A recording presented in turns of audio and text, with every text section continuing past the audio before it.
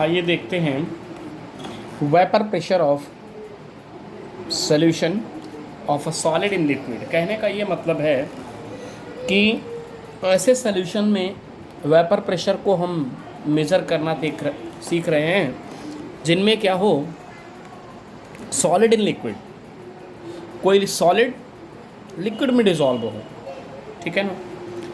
इसके लिए इन्होंने बताया है कि Raoult's law state that for any solution the partial vapour pressure of each volatile component in a solution is directly proportional to its mole fraction. तो बेटा Raoult's law कहता है कि कोई सॉल्यूशन है जिसका partial vapour pressure of each volatile component, जितने भी उसमें कंपोनेंट हैं, 1 2 3, एक सॉलिड और एक सॉल्वेंट तो होगा ही होगा, कम से कम हो सकता है कि एक सॉल्वेंट हो और 2 सॉल्यूट हो, ठीक है ना। तो उनका पार्शियल वेपर प्रेशर, हर कंपोनेंट का अपना पार्शियल वेपर प्रेशर जो कैसे हैं, वोलाटाइल कंपोनेंट्स हैं, मतलब जिनको गर्म करने पर जो टेम्परेचर पा करके वेपर में कन्वर्ट हो जाते हैं, in a solution is directly proportional to its mole fraction. वो उस वोलाटाइल सॉल्यूट के, उस वोलाटाइल कंपोनेंट के मोल फ्रैक्शन के डायरेक्टली प्रोपोर्शनल होते हैं, ठीक है। इसको मैं डायग्रामेटिकली अभी नीचे यहाँ एक्सप्लेन करूँगा, पहले दोनों पॉइंट देख लीजिए फिर क्या लिखा है।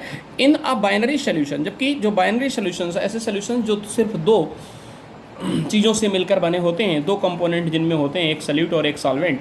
When the solute is non volatile, अगर उनमें जो सॉल्यूट हो तो नॉन वोलाटाइल हो, only the solvent molecules are present in the vapour phase. तो फिर उनमें से वेपर फेज में एक सिर्फ कौन प्रेजेंट होगा, सिर्फ और सिर्फ सॉल्वेंट मालिक्यूल प्रेजेंट होंगे and contribute to the vapour pressure, और सिर्फ वही सॉल्वेंट मालिक्यूल्स ही वेपर प्रेशर को बढ़ाने में, इंक्रीज करने में कंट्रीब्यूट करेगा, पार्टिसिपेट करेगा। तो इसके लिए मैंने पहले पॉइंट के लिए पहला एक डायग्राम से एक्सप्लेन किया कि ये सॉल्यूट है, सॉल्यूट ए और सॉल्वेंट ए, सॉल्यूट बी।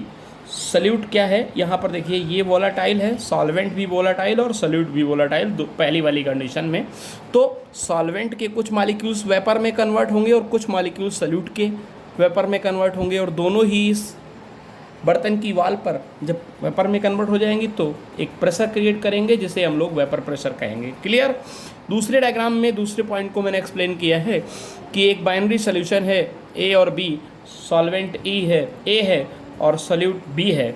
जो सॉल्वेंट है, जो सॉल्यूट है वो नॉन वोलाटाइल है, वो वेपर में कन्वर्ट नहीं होता, और सॉल्वेंट जो है वो वोलाटाइल है बेटा, ठीक है ना। तो ये इसमें वेपर सिर्फ ऊपर बनकर किसकी पहुंचेंगी, ये वैकेंट स्पेस में सिर्फ और सिर्फ किसकी पहुंचेंगी, जो वोलाटाइल होगा। वोलाटाइल कौन है, सॉल्यूट। तो सिर्फ सॉल्यूट ही वेपर प्रेशर को बढ़ाएगा, ठीक है। इसलिए हम क्या करते हैं यहाँ पर, ध्यान दीजिए, vapour pressure is directly proportional PA plus PB। पहले पॉइंट में दोनों पर डिपेंड करेगा, लेकिन दूसरे में vapour pressure directly proportional PA, मतलब ए कंपोनेंट के पार्शियल प्रेशर के डायरेक्टली प्रोपोर्शनल होगा। थर्ड पॉइंट मैंने लिखा है, let P1 be written vapour pressure, let P1 को हम क्या be written be vapour pressure of the solvent. P1 क्या है, वेपर प्रेशर ऑफ सॉल्वेंट है।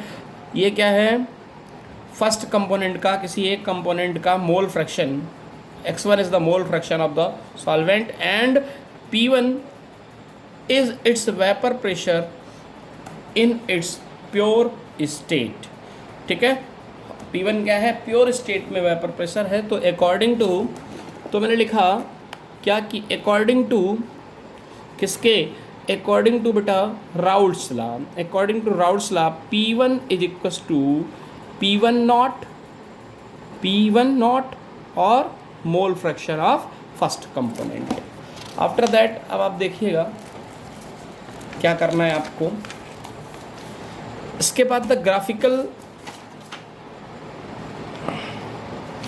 इसके बाद हम लोग क्या करेंगे, ग्राफिकल रिप्रेजेंटेशन पर आएंगे। तो ग्राफिकल रिप्रेजेंटेशन क्या करता है, वेपर प्रेशर और मोल फ्रैक्शन में ग्राफिकल रिप्रेजेंटेशन बनाएंगे। तो यहाँ पर एक ये प्लाट करेंगे, ये ड्रा करेंगे एक लाइन, ये शो कर रही है कि x1 का मोल फ्रैक्शन यहाँ पर सबसे ज़्यादा है, तो इसलिए इसका प्योर फॉर्म में P1 नॉट है ना, vapour pressure of pure component सबसे ज़्यादा इस सिचुएशन में होगा। ठीक है, तो ये आप ड्रा करेंगे। फिर आप देखिए, सपोज दैट एक A सॉल्वेंट है और B सल्यूट है, तो PA फार्मूला लिखेंगे हम इसके लिए, उसके लिए डिराइव कर रहे हैं। PA is equals to PA not mole fraction of A, PB उस समय क्या होगा, 0। PB क्या होगा, 0। ठीक है ना, क्योंकि सल्यूट तो कैसा था, नॉन वोलाटाइल था।